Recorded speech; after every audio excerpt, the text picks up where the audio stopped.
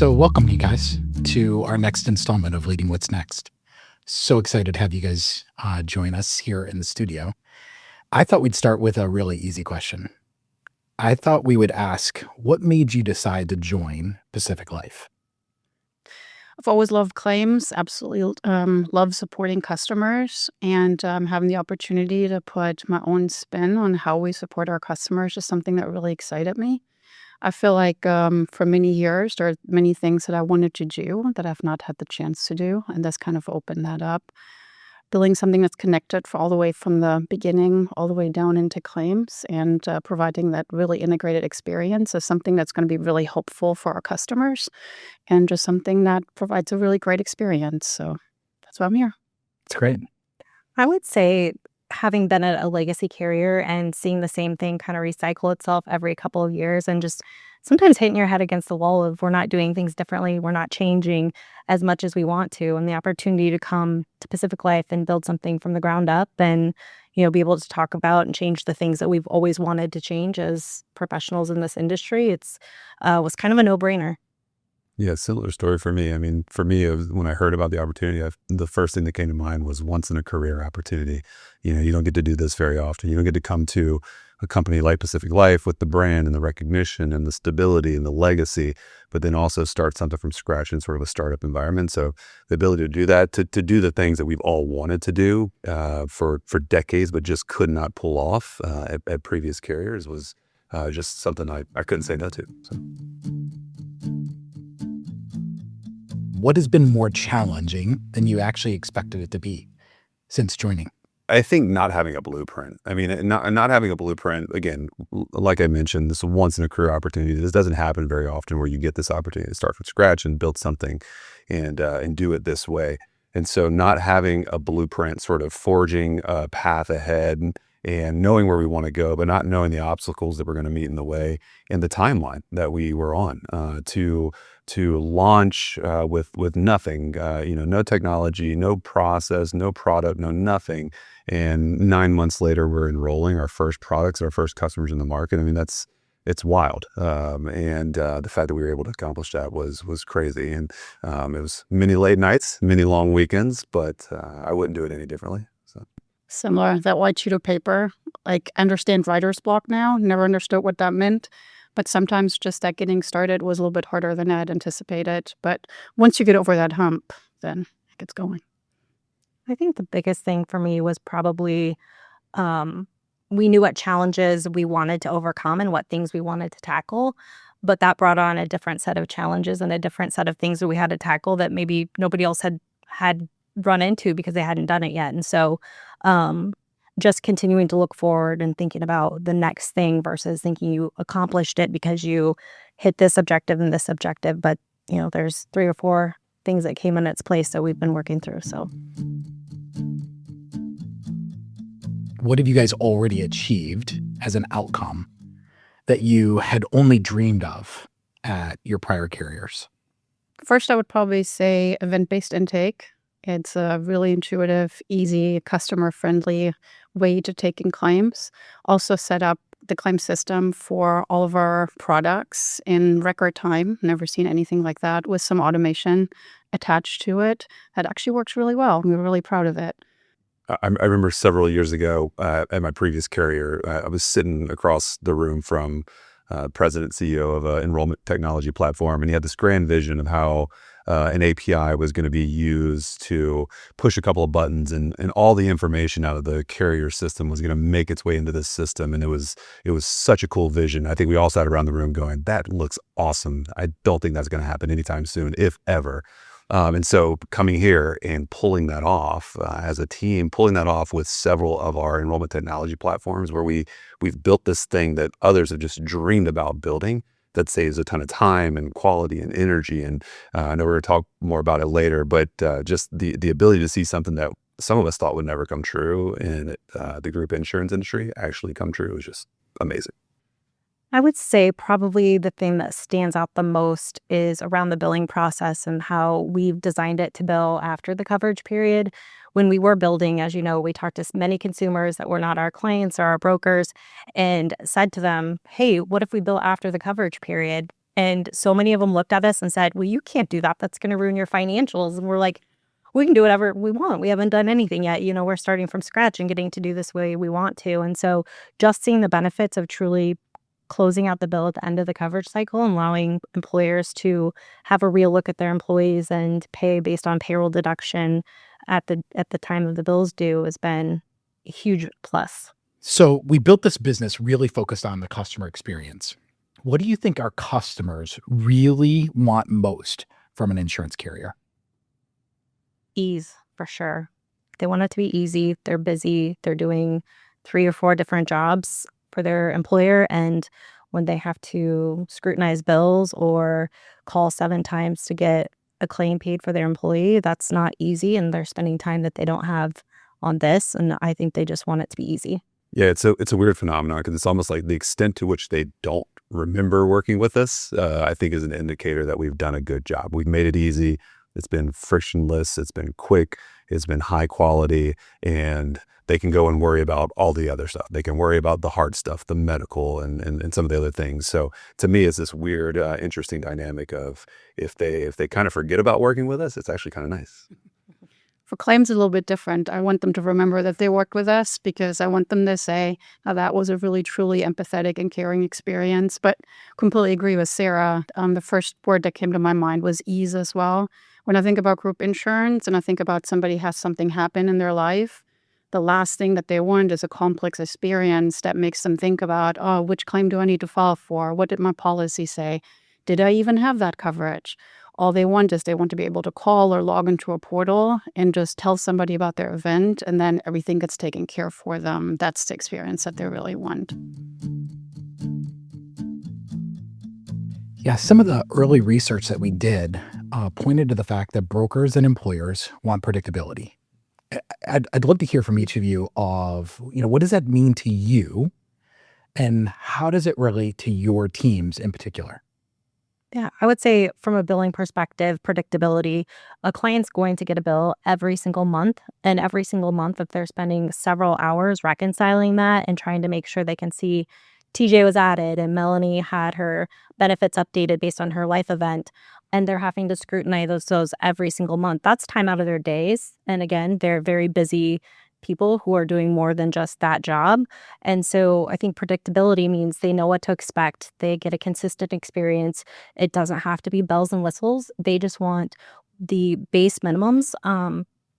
When I first started in the industry, I actually sat and would get a stack of enrollment forms on my desk, and I would sit there and I would enter them in. Sometimes I would actually get a picture of an Excel. It wasn't the actual Excel document, and I would go update salaries. And those things would sit in queues for 10, 15 days before anybody touched them. And to now know we have this data just coming right into our systems that are instantly showing on our bills. Clients can go out every 7 business days and see that their bill has been refreshed with the most latest changes. TJ was added. Mel had her event change. I mean, we're really changing the expectation and making sure that things are clean. I know what to expect. One of the proof points I love about this is 75% of our clients are paying electronically, and 50% of those are on auto pay, meaning that they trust what our bill is and what we're billing them to just let that come out of their checking account or banking accounts without having to double, triple check everything. So when you think about reconciliation, why don't you talk a little bit more about how that experience was at a prior carrier and how it is today? Yeah, I mean, even if you just think about the timeline in billing, so your bill is being generated at a legacy carrier probably the 15th of the month prior to the coverage period even starting. So you don't know what your employee base is going to look like 45 days from there when the coverage period actually ends. So you're having to remember that TJ was added or Mel had a life event or whoever was promoted, and making sure that 60 days later when you get that bill, the next bill, that those people are actually adjusted on that bill. And that is a significant time suck for the employers to be able to do that. I'll add here. I think customers are starting to expect insurance to act like any other consumer product. And what other consumer product do you ever have to predict your usage prior to using it, right? You pay your electric bill based on what you use. You pay your cell phone bill based on the minutes or whatever you use, right? And I think we are trying to shift. I mean, that pressure to be more of a modern consumer product is pushing down on the group insurance industry too. And so I think this was a great example for us to do that. Like, hey, pay for what you used last month. Don't try to predict who's going to be on the roster or who's going to be on the bill next month. And so, I mean, what you and your team built around that I think is revolutionary, because we know it's one of the most painful things in our industry. TJ, most carriers talk about APIs and their connectivity strategy. I'm just curious, your take on what they're actually building, what they're actually delivering, how it differs from what we've done. Yeah, so just let me level set first, because everyone watching this video may not even know what an API is, right? So an API stands for Application Programming Interface, right? It's a fancy word for saying moving data in near real time, and sort of a one-to-one, point-to-point between systems. And so that's what an API is. APIs need to be implemented correctly. There was, for a long time before we really started to get into this, there was this sort of concept around, if you don't do it right, you're just moving bad data quicker, right?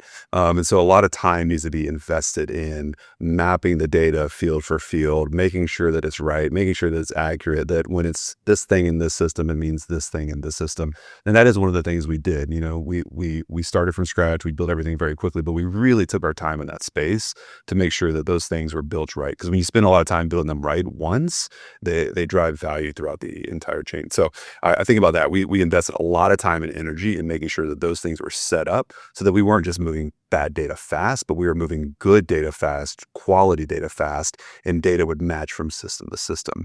The other thing I think about, we've talked about our one admin system, our one core admin system, and just the ability to move data from that one system back and forth between platforms. We also talked about building trust and predictability. When I'm a broker, predictability means to me that I sold this case with these products, with these parameters, with these class names, with this thing, and I expect that to make into this platform over here. And that's what we built. That's one of the beautiful things about what we built, is you can guarantee that what is in our core admin system that the broker and the client signed off on and what they agreed to is going to make it into the enrollment platform. And so there's no confusion at time of install or implementation or enrollment. And that's just an example of one of the. It's something that we can avoid from data entry issues. Yeah. And so it's a great way to think about what we've already accomplished. What do you think the real value is to brokers and potentially even employers? Yeah. How do they see it? How do they experience it? So I think it comes down to speed and accuracy. And a lot of times you're trading one for the other, right? The ability to, when the clock starts, the moment we get a yes, and sort of moving through the entire process, sometimes we're really lucky and we have a month, we have 8 weeks. Sometimes we have 48 hours. And we don't love that, but we've actually done that many times. We've sold a group on a Friday and we've enrolled the group on a Monday, and the broker did not have to spend their entire weekend setting up a case in Employee Navigator or ADP or Solarix or something like that because of what we've built. And so there's a speed component for sure, right? If you go with us and a trusted partner and one that we build APIs with, we can save your weekends. We can save the time. The ramp up time is it can be a lot shorter. The other one is accuracy and quality. You know that when you agree to something in our admin system, you've agreed upon the rates and all that stuff, it's going to make it into the enrollment technology system. And where does that drive value? Well, that's where most problems in billing and claims come in, is because someone's entered something wrong, and knowing that it's a 1-for-1 from our system, that's where it's going to drive value for our customers. They're not going to be chasing first bills because we entered rates wrong and now we're drawing the wrong premium and they sent the wrong premium to their payroll company and is deducting wrong and all that stuff. Because there's a 1-to-1 match, sort of everybody wins in that space, both quickly and with a high level of accuracy.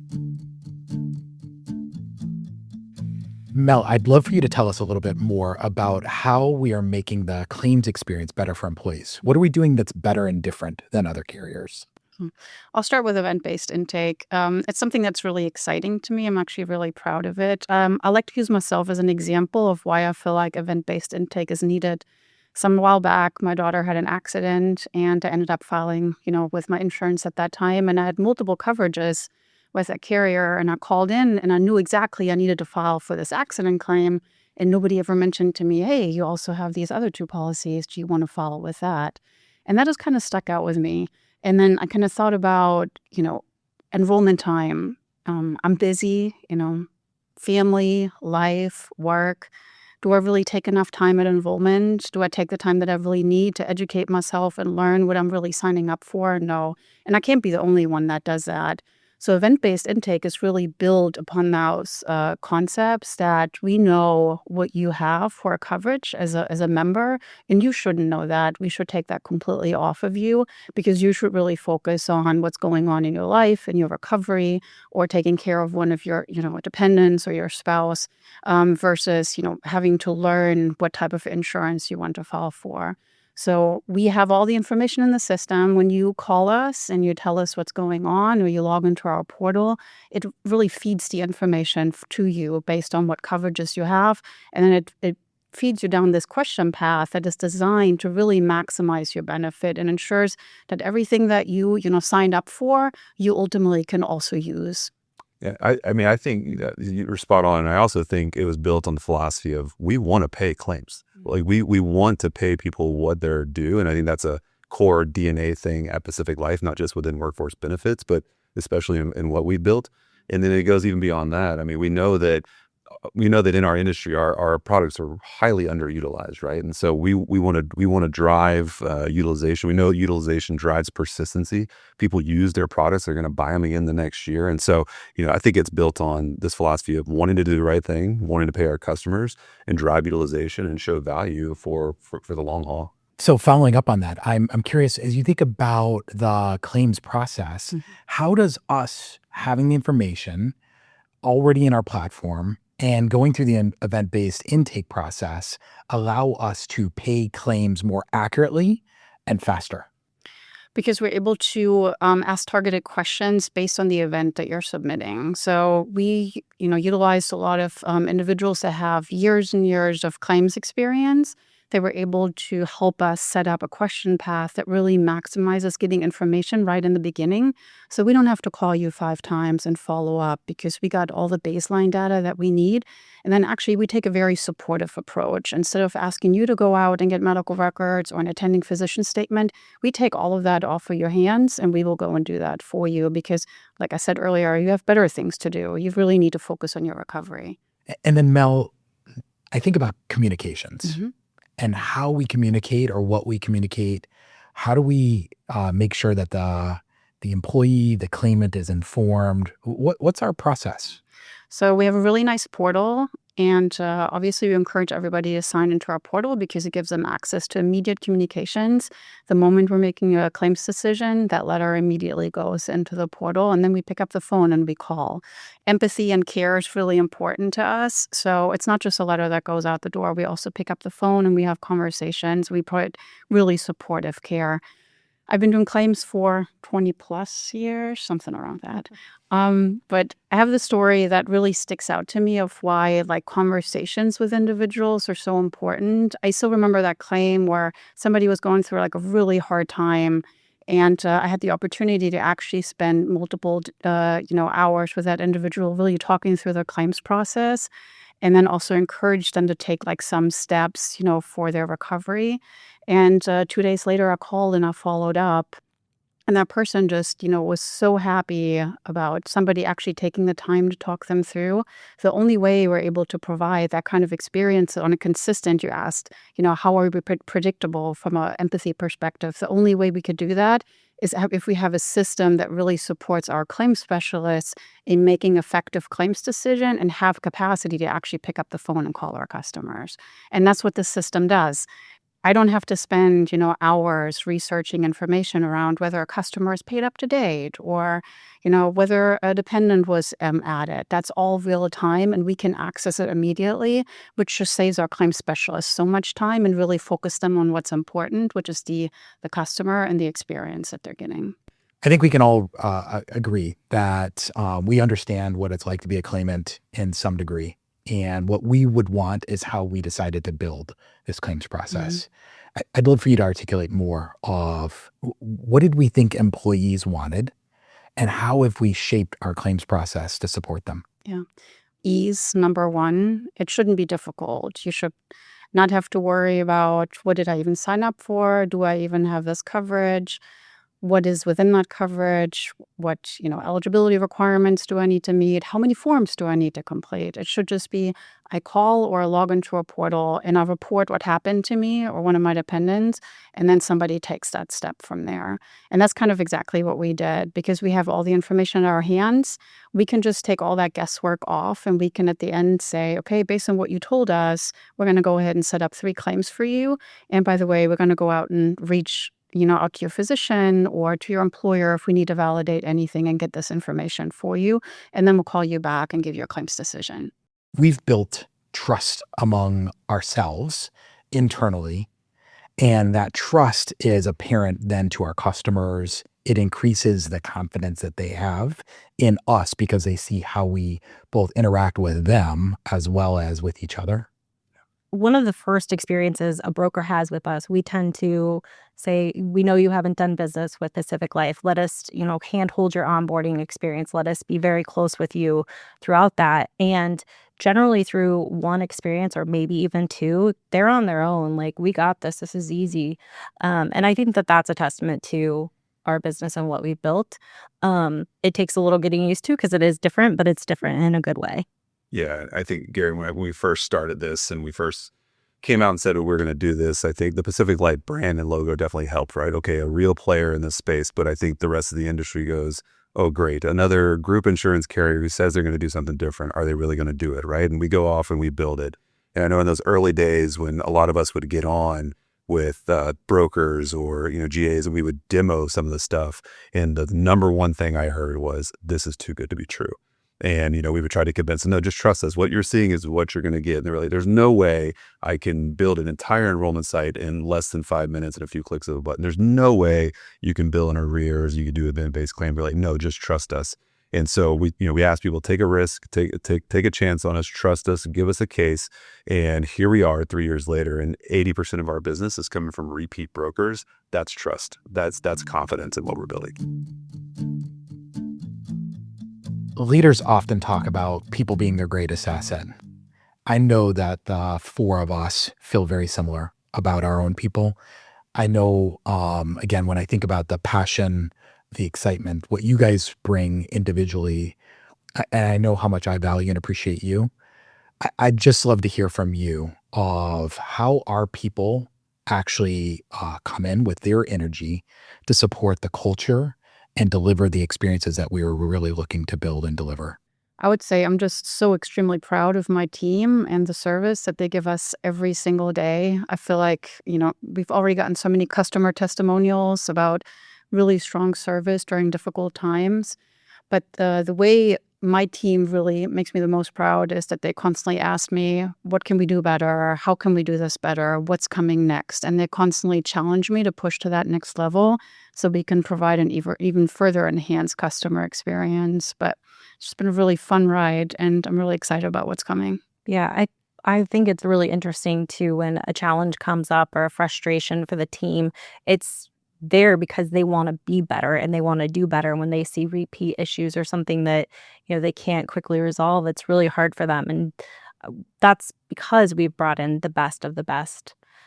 The billing team specifically, I always like to brag about this stat, but the average tenure I think is 13 years per person. The least amount of tenure is 10 years. These individuals don't have 10 years of group insurance. They have 10 years, 13 years of billing experience. And it shows when we have things that we need to tackle. They've experienced it before. They're passionate about it. They want to be the best and they bring their best. Yeah, I love how that expertise really helps us build the solutions. They've seen the other ways. They've seen what hasn't worked. And they're really focused on, all right, what do we do? How do we do it better? Yeah, they're bullish. They want to be the best. Yeah. So again, each of us have been around Pacific Life now for a few years, and we all came with an intentional focus of what we wanted to build, what we wanted to achieve, where we were really focused on creating a better and differentiated experience for our customers. I'm curious, how do you guys feel about what we've done so far? It was very clear when we came here what we were trying to achieve, and I think all teams that have really distinct goals end up being more successful, and so we knew coming in it was onboarding, it was the data exchange, it was the billing process, and the event-based claims was what we were driving towards, and it's really cool to sit here and see how far we've come and how much we've changed the expectation of the industry by the things we've built out. Yeah, you know what I'm really excited about is, again, the series of Leading What's Next. We've done some really neat things in a short amount of time. Things that, again, we probably didn't expect to happen as easily or as quickly as it has. But we're not there. We're not where we want to be as a collective group. We know there's more challenges, more opportunities for us to address in this space. And so it's just a really cool chance for us to now go after what's next. Yeah. So as we wrap up, I just want to thank the three of you for joining me today. Again, this is really enjoyable. Great opportunity for me to hear from you, our audience as well, to hear from you of what's got you excited. What are you thinking ahead about? What is really how Pacific Life Workforce Benefits is thinking about the future. And so I really appreciate, again, your passion, your excitement, your interest in delivering a improved customer experience. And so, again, that is how we are leading what's next.